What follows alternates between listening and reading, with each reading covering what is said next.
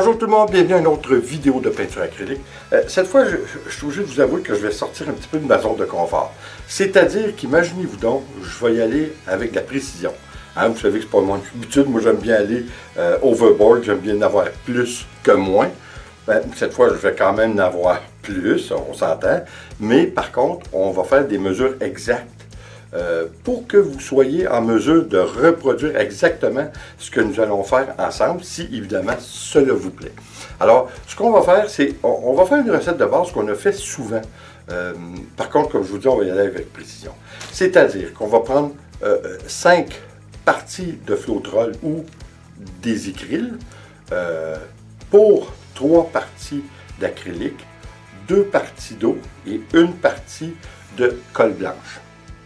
On mélange le tout ensemble, on va se faire un verre renversé qu'on appelle un dirty flip cup, c'est-à-dire qu'on va mélanger une couleur.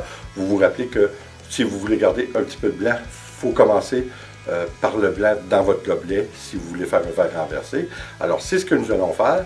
Après, on va brûler la toile pour, oui je le sais, je ne suis pas un amateur de cellules, mais cette fois c'est requis. Alors on va brûler un petit peu notre acrylique pour nous donner un petit peu plus de cellules avant de la bouger pour étendre comme il faut notre acrylique sur la toile. Alors on va essayer, je vais vous donner la grandeur, encore une fois, vous savez moi avec les grandeurs, je vais vous donner la grandeur de la toile. Alors ça va vous donner une petite idée pour la quantité. Malheureusement, la quantité, comme je vous dis, c'est assez aléatoire parce que je ne sais jamais ce que ça prend, étant donné que j'en prends toujours plus. Mais ce qui est important, devrais-je dire, de garder en tête, c'est les proportions de chaque produit. Enfin, comme je vous dis, si ça vous plaît et vous voulez le reproduire, à ce moment-là, ça va être plus simple. Alors, on y va, puis on revient pour le mot de la fin pour s'en reparler.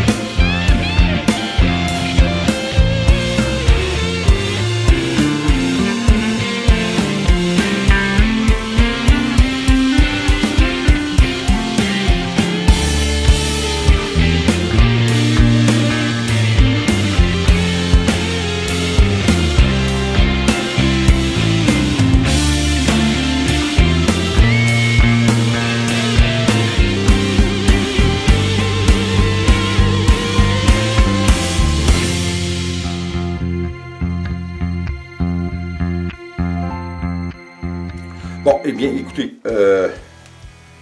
oui, je trouve ça extraordinaire. Je trouve ça super beau, même si vous savez que je ne suis pas un grand fan des cellules.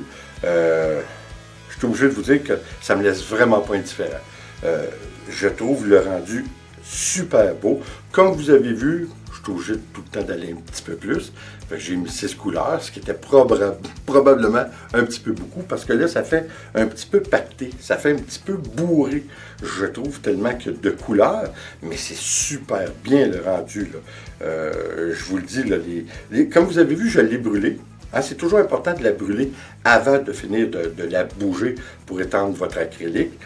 Mais j'avais un petit peu de noir qui était resté sans grand fini intéressant.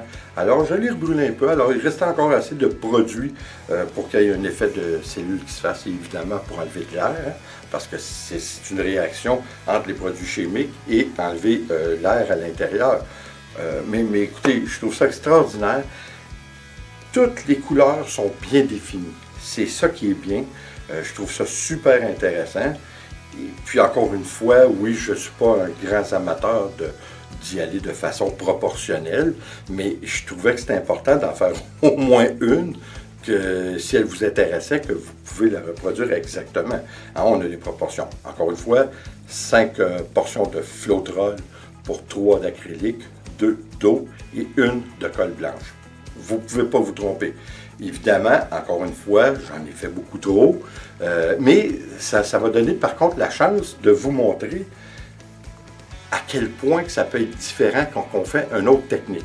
Là, on a fait, encore une fois, un verre renversé, un Dirty Flip Cup. Sur l'autre que vous voyez probablement en ce moment, j'ai fait un coulage fluide, un fluid pouring. C'est pas un verre, j'ai remis de ma peinture dans un gobelet et j'ai versé en faisant des lignes. Hein? Alors, j'ai joint un petit peu avec. Mais vous voyez que le rendu est complètement différent. C'est sûr que les couleurs aussi, parce que là, il me restait un petit peu moins de jaune, puis il me restait un petit peu moins de blanc. Alors, mais c'est très, très intéressant comme rendu, là. Je suis obligé de vous dire que j'hésite même entre les deux.